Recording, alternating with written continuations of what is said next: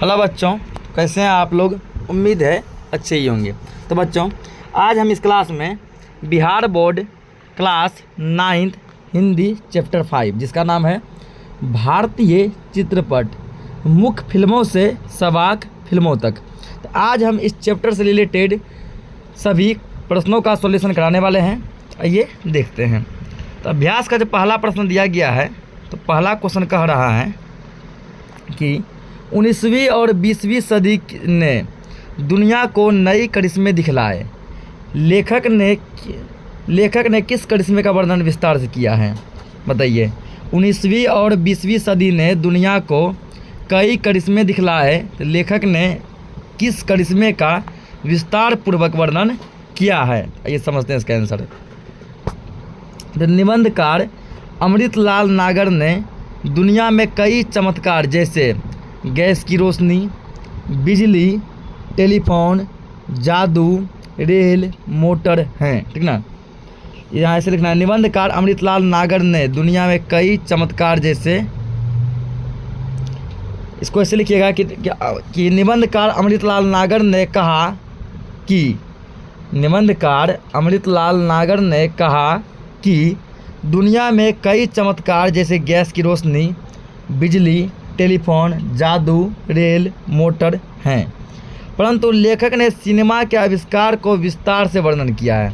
इन सब में जो है सबसे अधिक वर्णन यदि किसी का किए हैं लेखक, तो किसका किए हैं? सिनेमा का किए हैं। यह जादू की तरह सर्वत्र व्याप्त हो गया है। सर्वत्र मतलब हर जगह जो है एक जादू के समान क्या हो गया, फैल गया है। 6 जुलाई 1896 ईस्वी को, 6 जुलाई 1896 ईस्वी में भारत के इतिहास में विशेषकर बम्बई में एक अनोखा दिन माना गया, ठीक है। खास करके बम्बई में क्या हुआ, एक अनोखा दिन माना गया। इसका रीज़न ये था कि जब प्रथम बार भारत में सिनेमा दिखलाया गया था। 6 जुलाई 1896 को पहली बार जब भारत में सिनेमा दिखलाया गया था। तो ये हो गया पहला क्वेश्चन का आंसर। दूसरा क्वेश्चन देखते हैं।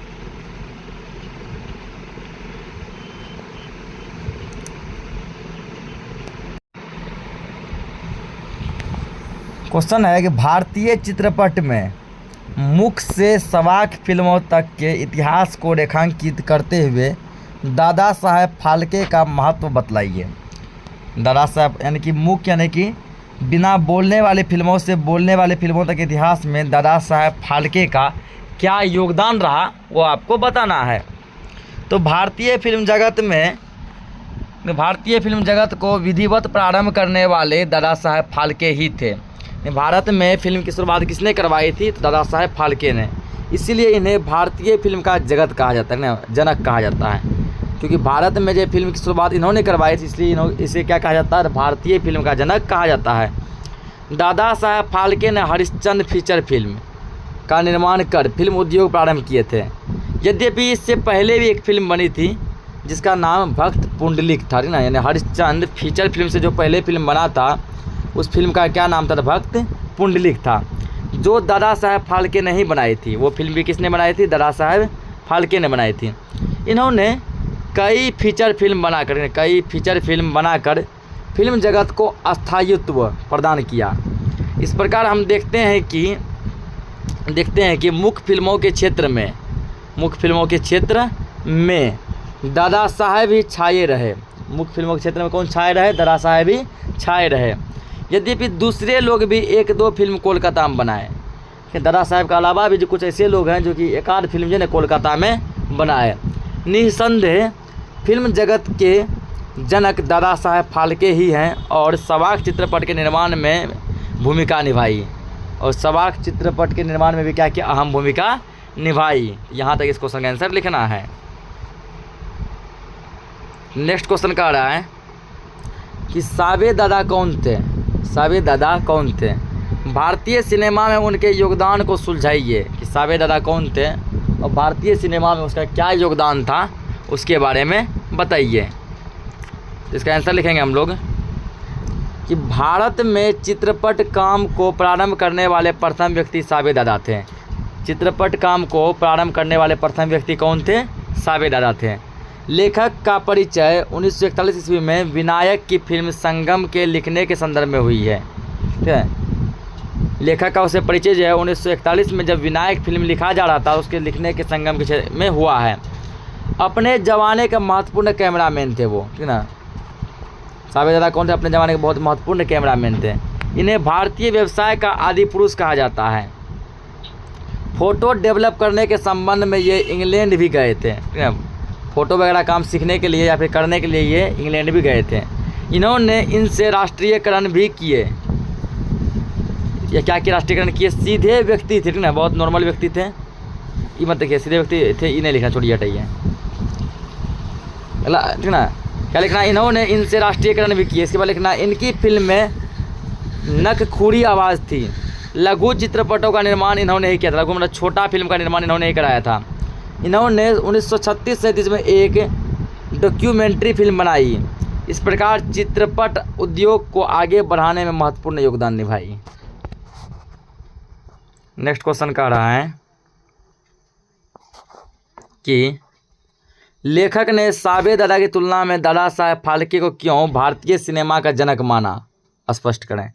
लेखक के अनुसार भारतीय सिनेमा का जनक दादा साहेब फाल्के ही क्यों है, साबे दादा क्यों नहीं?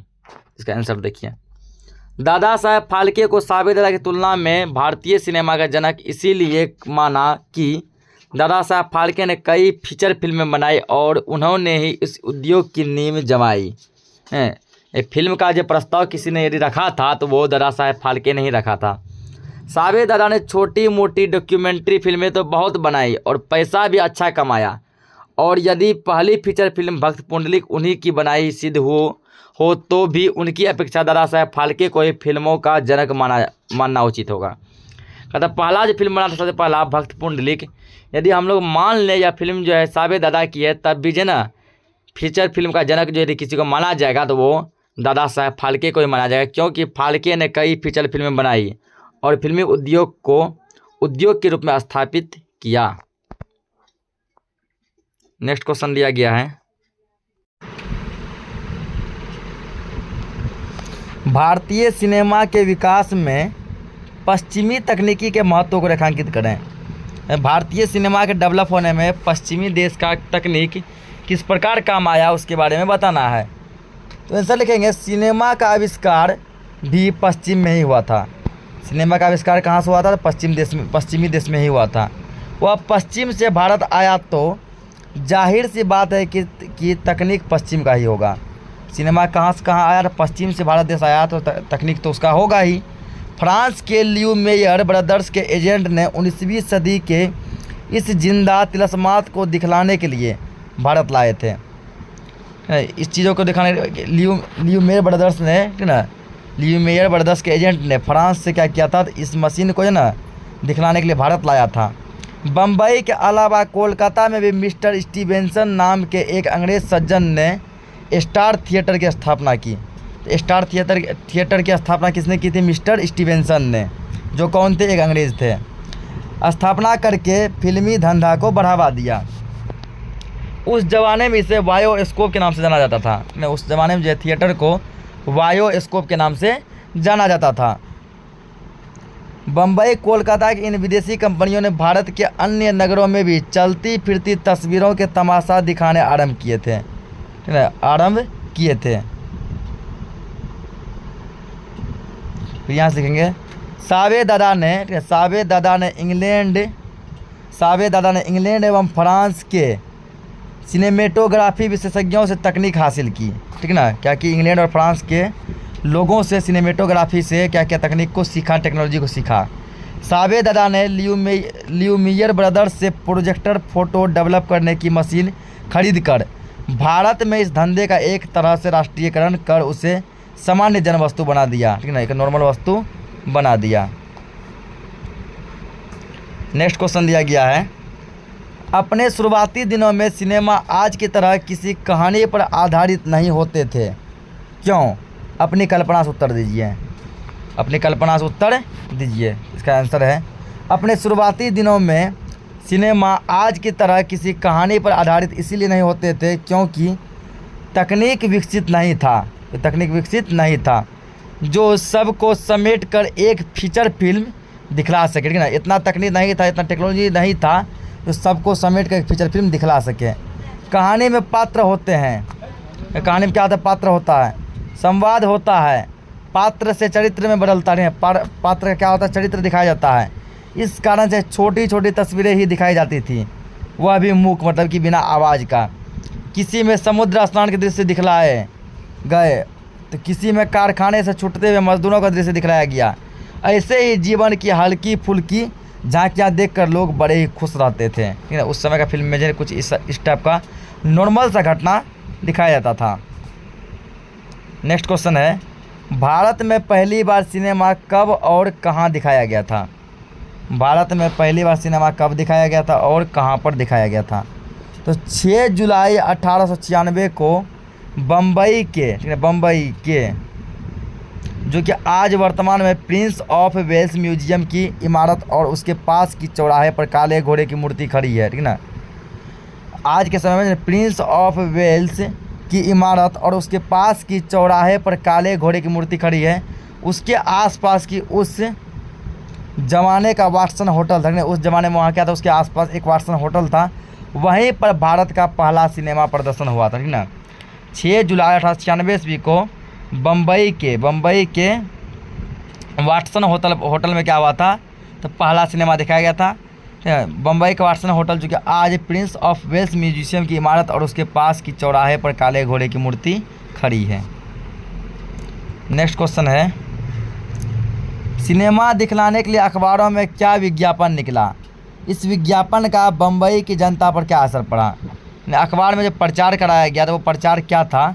बम्बई का जनता जो है इस प्रचार को देखकर किस प्रकार जो है खुश हुए? तो सिनेमा दिखलाने के लिए अखबारों में विज्ञापन निकला कि जिंदा तिलस्मात देखिए। क्या छापा गया था? जिंदा तिलस्मात देखिए। फोटोवे आपको चलती फिरती दौड़ती दिखलाई पड़ेगी, बड़ा फोटो जो आपको चलती फिरती और दौड़ती हुई दिखलाएगी। टिकट था 1 रुपया। टिकट कितना? 1 रुपया। इस विज्ञापन ने बम्बई की जनता में तहलका मचा दिया। छोटी मोटी तस्वीरें देखकर, हल्की फुल्की झांकियाँ देखकर लोग बड़े खुश हो जाते थे। अगला क्वेश्चन है, 1857 ईस्वी में भारत पहली बार बम्बई की जनता को पहले पर्दे पर कुछ भारतीय दृश्य देखने को मिले। इन दृश्यों को लिखें। जो दृश्य देखने को मिला था इस दृश्यों को लिखें। इन दृश्यों में बम्बई की नारली पूर्णिमा यानी रक्षाबंधन का त्यौहार, दिल्ली के लाल किला और अशोक की लाट वगैरह चंद्र दृश्यों की झलक के साथ साथ लखनऊ के इमाम बाड़ा भी पहले पर्दे पर चमके। नेक्स्ट क्वेश्चन है,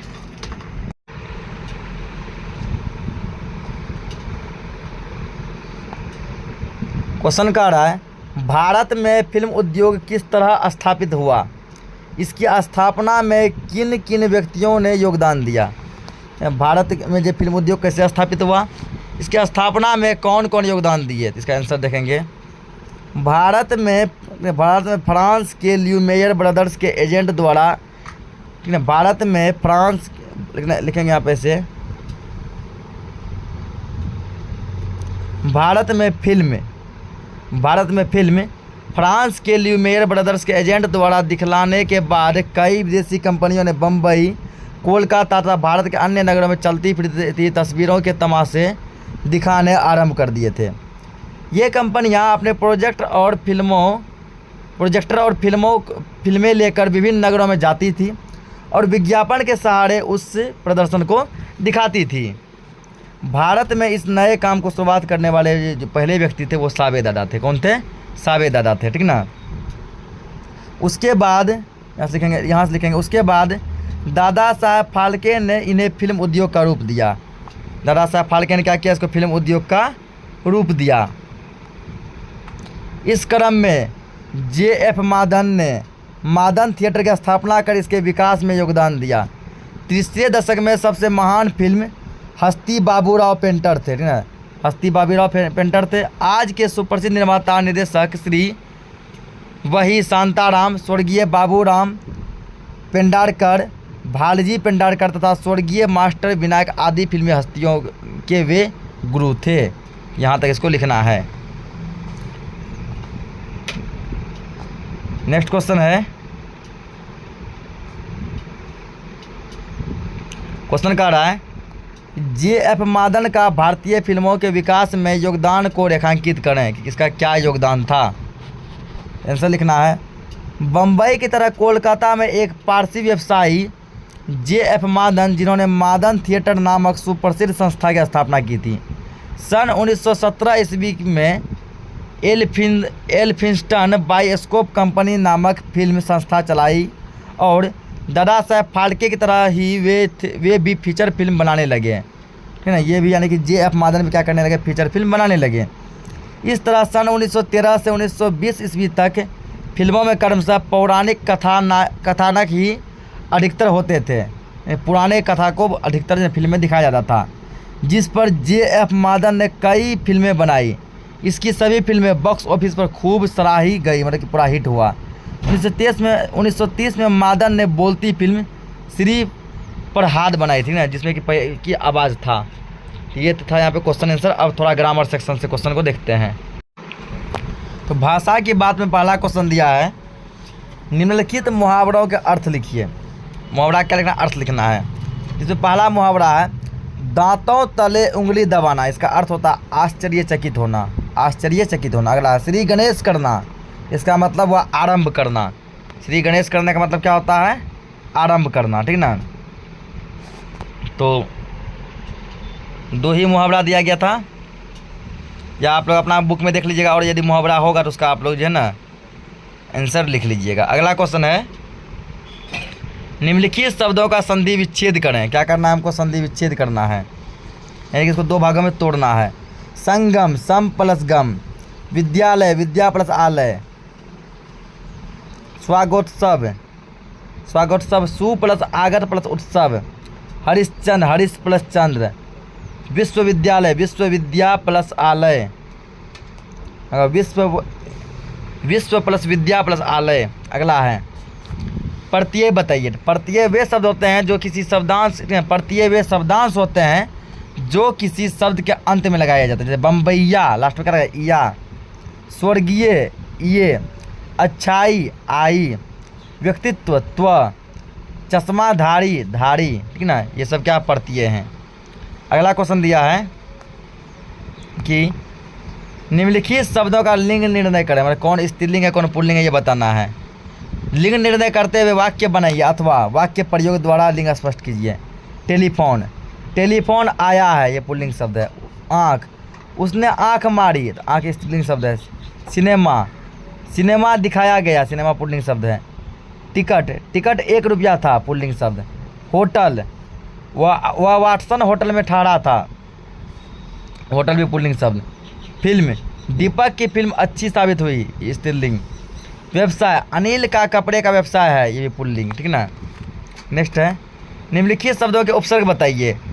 उपसर्ग वे शब्दांश होते हैं जो किसी शब्द के पहले लगते हैं, ठीक ना। ध्यान रखिएगा, उपसर्ग लगता है पहले, प्रत्यय लगता है बाद में। जैसे विज्ञापन में पहले क्या लगा है, वी प्लस ज्ञापन, विज्ञापन। प्रचारक, प्र। विनायक, वी। सुप्रसिद्ध, सु। सुख्यात, सु। ठीक है, छठा क्वेश्चन छोड़ देंगे, ठीक ना। छठा क्वेश्चन छोड़ने के बाद सातवां क्वेश्चन लिखेंगे। समानार्थी शब्द देखिए, समानार्थी का मतलब होता है पर्यायवाची शब्द। बाजार, हाट। करिश्मा, चमत्कार। आविष्कार, खोज। समानार्थी मतलब एक ही शब्द का दूसरा नाम। व्यवसाय, धंधा या फिर व्यापार। खरीदना, क्रय करना। प्रारंभ, प्रारंभ आरंभ या शुरुआत।